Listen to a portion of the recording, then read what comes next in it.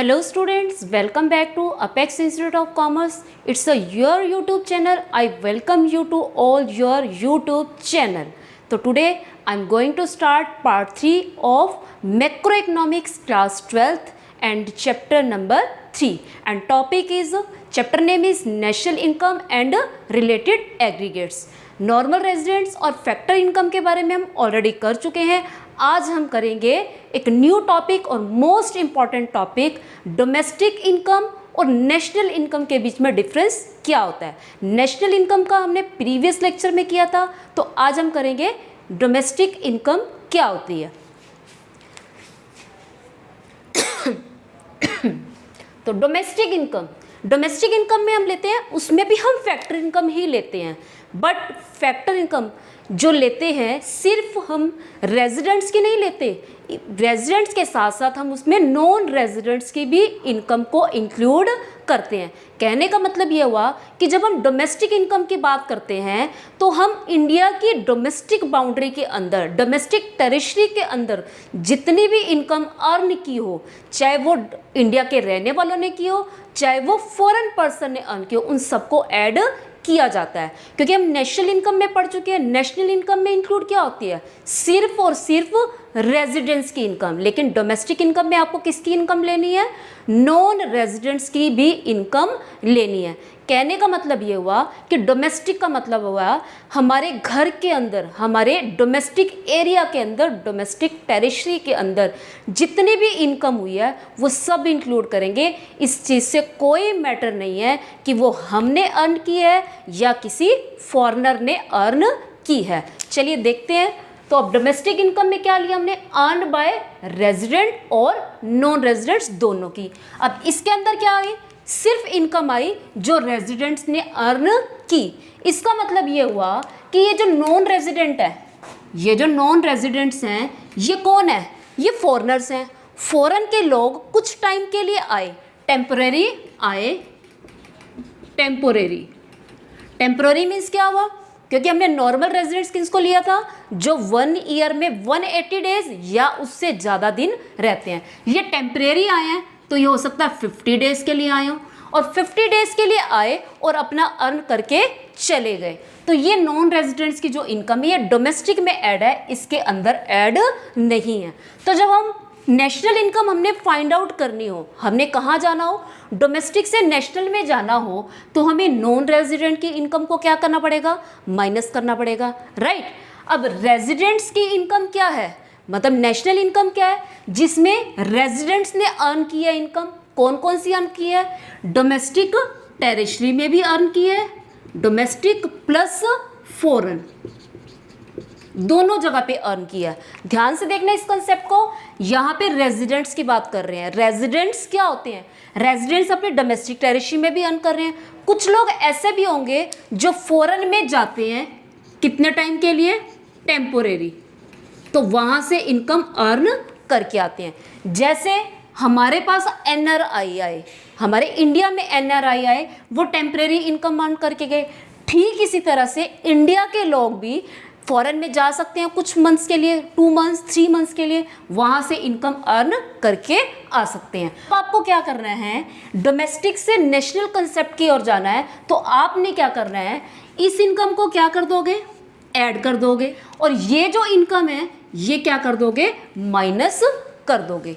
ठीक है. और ये जो हमने इनकम अर्न की हमारे कंट्री के पर्सन्स द्वारा, हमारे कंट्री के जो रेजिडेंट्स हैं उन्होंने फॉरेन में अर्न की, इस इनकम को हम बोलते क्या हैं, इसको हम बोलते हैं इन फैक्टर इनकम फ्रॉम एब्रॉड. क्या बोलते हैं, फैक्टर इनकम फ्रॉम एब्रॉड. अब ये इनकम किसने अर्न की थी, फॉरेनर ने अर्न की थी. फॉरेनर कहाँ से अर्न करके गया, हमारी कंट्री से अर्न करके गया. तो इसको हम क्या बोलेंगे, factor income to abroad. Clear. यानी कि कुछ लोग ऐसे होते हैं जो फॉरेन से आए, हमारी कंट्री से इनकम अर्न करके जाते हैं, उसको बोलते हैं फैक्टर इनकम टू अब्रॉड. और जो हमारी कंट्री के रेजिडेंट्स हैं, कुछ टाइम के लिए फॉरेन में जाते हैं, वहाँ से इनकम अर्न करके आते हैं, उसको बोलते हैं फैक्टर इनकम फ्रॉम अब्रॉड. यानी कि ये हुई एब्रोड से इनकम हुई, और ये इनकम कौन सी हुई? जो एब्रोड को दी गई, मतलब वो हमारे देश की इनकम नहीं है, हमारे देश में कमाई गई है इसलिए वो डोमेस्टिक में ऐड है, लेकिन वो हमारे देश की इनकम नहीं है। अब बात करते हैं इसको एग्जाम्पल से। ये हमारी इंडिया की टेरिटरी है और ये किसका है? Rest of the world. अब यहाँ पे जितने इंडिया के अंदर कौन रह रहे हैं? रेजिडेंट्स भी रह रहे हैं। रेजिडेंट्स को हम बोलते हैं नॉर्मल रेजिडेंट्स, तो नेम हुआ एनआर। लेकिन इंडिया के अंदर कुछ लोग ऐसे भी होंगे जो टेम्परेरी फॉरेन से आएंगे, उनको हम क्या बोलते हैं? एनआरआई। ठीक है, वो थोड़े टाइम के लिए आए हैं, वो इंडिया के रेजिडेंट्स तो नहीं है, तो वो थोड़े टाइम के लिए। और वो दो पर्सन कौन है? एक्स और वाई है। वो कहाँ से आए? फॉरेन से आए, वो फॉरेन से आए। ठीक है, ठीक इसी तरह से हमारी कंट्री से 2 लोग 5 लोग कुछ ऐसे लोग होंगे जो कहाँ जाएंगे? फॉरेन में जाएंगे। ठीक है, तो वो फॉरेन में गए, इन्होंने हमारी कंट्री से इनकम अर्न की। कितनी अर्न की? एक्स और वाई फॉरेन से आकर इनकम अर्न करके जाते हैं 18 लाख। और हमारी कंट्री के लोग क्या करते हैं?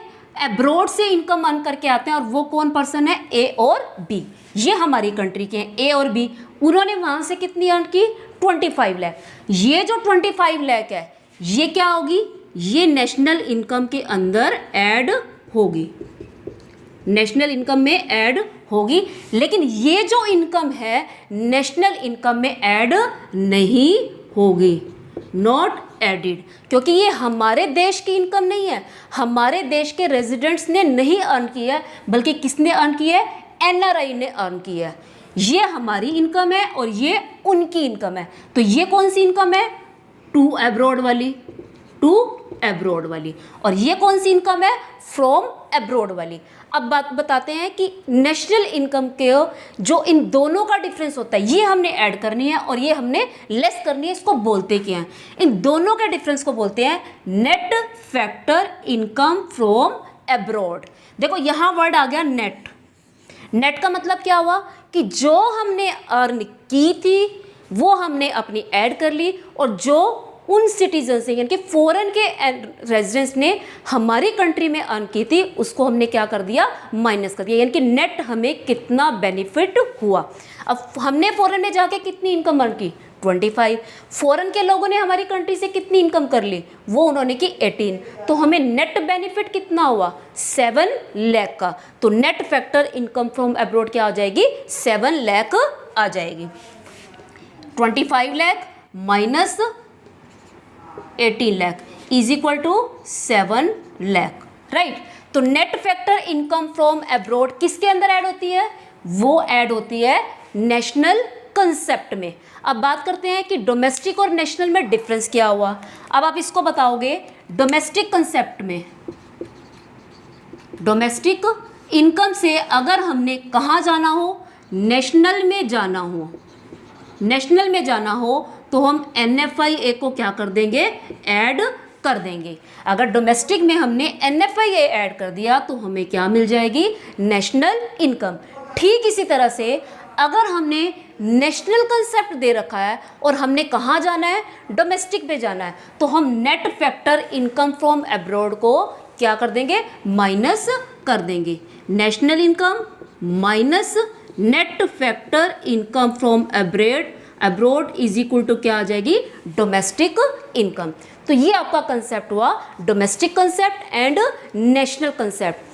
जिस तरह से इनकम को हम डोमेस्टिक कंसेप्ट के थ्रू रीड करते हैं और नेशनल के थ्रू रीड करते हैं, ठीक उसी तरह से 2 कंसेप्ट और हैं कि जो डोमेस्टिक इनकम हुई है या नेशनल इनकम हुई है उसको हम मार्केट प्राइस पे भी मेज़र करते हैं और फैक्टर कॉस्ट पे भी मेज़र करते हैं। आपका नेक्स्ट पॉइंट है domestic income eight market price.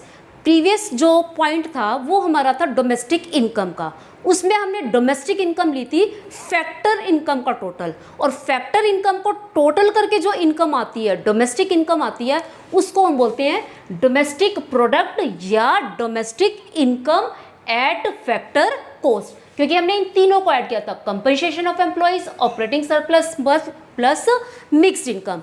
अब ये तो वो कॉस्ट आई जो एक प्रोड्यूसर को उन गुड्स को प्रोड्यूस करने पर आती है, मतलब जो कॉस्ट प्रोड्यूसर को प्रोड्यूस करने पे आती है। अगर कंट्री में गवर्नमेंट सेक्टर का रोल होता है तो गवर्नमेंट क्या करती है?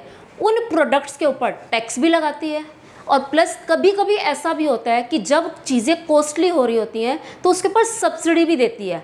तो जब गवर्नमेंट टैक्स लगाती है, टैक्स लगाने से क्या होता है, उसका रेट अप हो जाता है, राइट, और सब्सिडी लगाने से जो गुड्स के प्राइस हैं वो डाउन हो जाते हैं, ठीक है। तो जब हम उन टैक्सेस को ऐड कर दें, फैक्टर कॉस्ट के अंदर टैक्सेस को ऐड कर दें और सब्सिडी को माइनस कर दें, तो जो डोमेस्टिक इनकम आती है उस इनकम को हो बोलते हैं domestic income eight market price, यानी कि इस प्राइस पर जो गुड्स हैं मार्केट के अंदर सेल किए जाएंगे। तो दो कंसेप्ट हुए, domestic income eight factor cost, domestic income eight market price.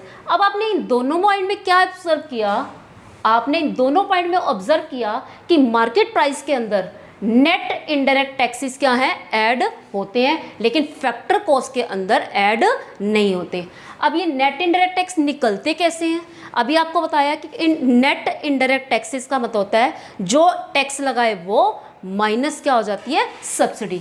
तो नेट इनडायरेक्ट टैक्सेस आपके निकले, इनडायरेक्ट टैक्सेस में से सब्सिडीज को माइनस करते, ठीक है। ये चीज़ें जब इसके अंदर ऐड हो जाएंगी तो हमारे पास जो डोमेस्टिक इनकम आएगी वो कौन सी आएगी, domestic income eight market price.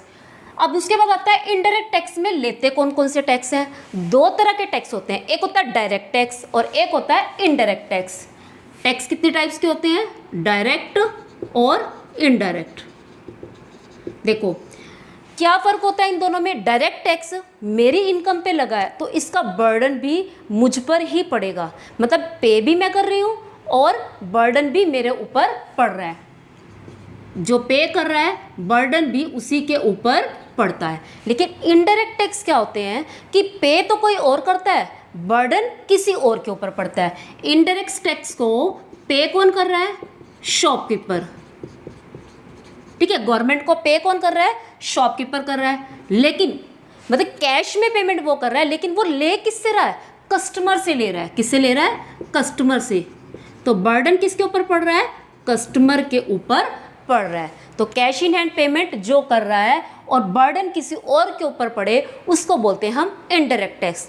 तो इनडायरेक्ट टैक्स कभी कभी तो क्वेश्चन में डायरेक्ट दिया होता है, कभी कभी क्वेश्चन में डायरेक्ट नहीं दिया होता, तो आपको पता होना चाहिए इनडायरेक्ट टैक्स में कौन कौन से टैक्स आते हैं। एक्साइज टैक्स आता है, सेल्स टैक्स आता है, और ये टैक्स क्या करते हैं, प्राइस को इंक्रीज करते हैं, और सब्सिडीज आपको क्वेश्चन में गिवन होंगी वो प्राइस को क्या करती हैं, लोअर करती हैं। तो जो गुड्स प्रोड्यूस हुए उसमें हम क्या करते हैं, इन टैक्सेस को ऐड कर देते हैं और सब्सिडी को माइनस कर देते हैं।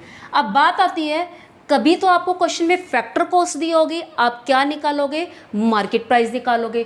मार्केट प्राइस निकालने के लिए आप नेट इनडायरेक्ट टैक्स क्या कर दोगे, ऐड कर दोगे।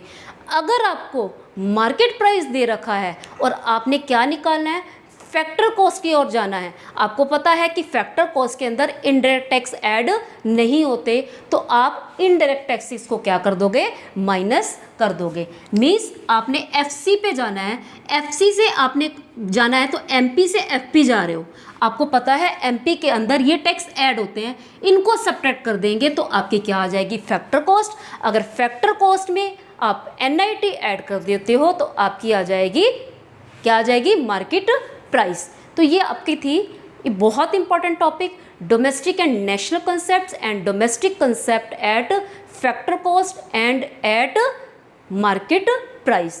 तो जल्दी मिलते हैं आपको नेक्स्ट वीडियो के साथ।